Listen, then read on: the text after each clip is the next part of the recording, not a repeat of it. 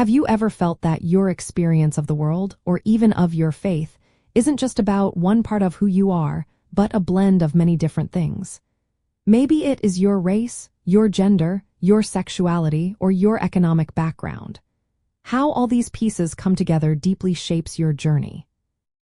In queer theology, intersectionality is the understanding that various social and political identities, like race, class, gender, and sexual orientation, combine to create unique modes of discrimination and privilege.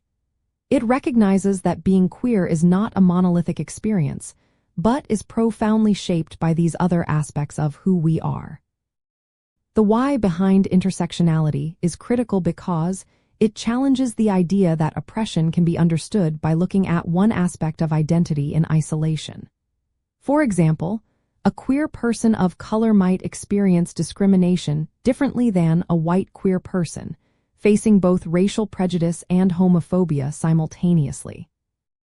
This concept helps us see that these identities do not just add up, but they intersect in complex ways, creating distinct experiences of marginalization. Queer theology uses this lens to ensure it is not just advocating for queer liberation, but for a liberation that acknowledges and addresses all systems of oppression.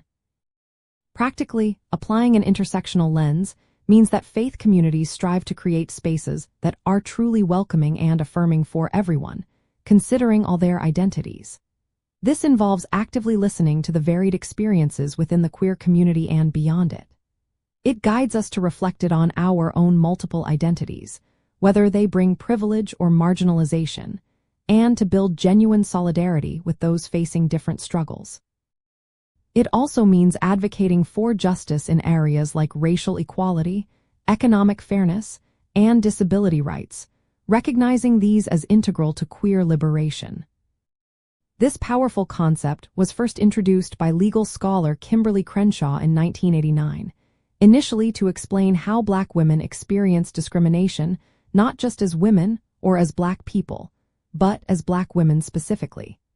It is not merely about stacking up different identities, but understanding how their interplay creates unique challenges and forms of marginalization.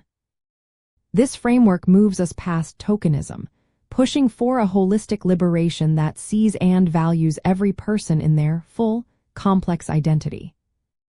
Ultimately, embracing intersectionality in queer theology enriches our understanding of God's expansive love and justice, urging us to work towards a world where all people, in the fullness of their diverse identities, can thrive. It is a call to a deeper, more inclusive faith that recognizes and responds to the multifaceted realities of human experience, leading to a more just and loving world for everyone. If this speaks to your spirit, like, subscribe, and keep growing in faith with us.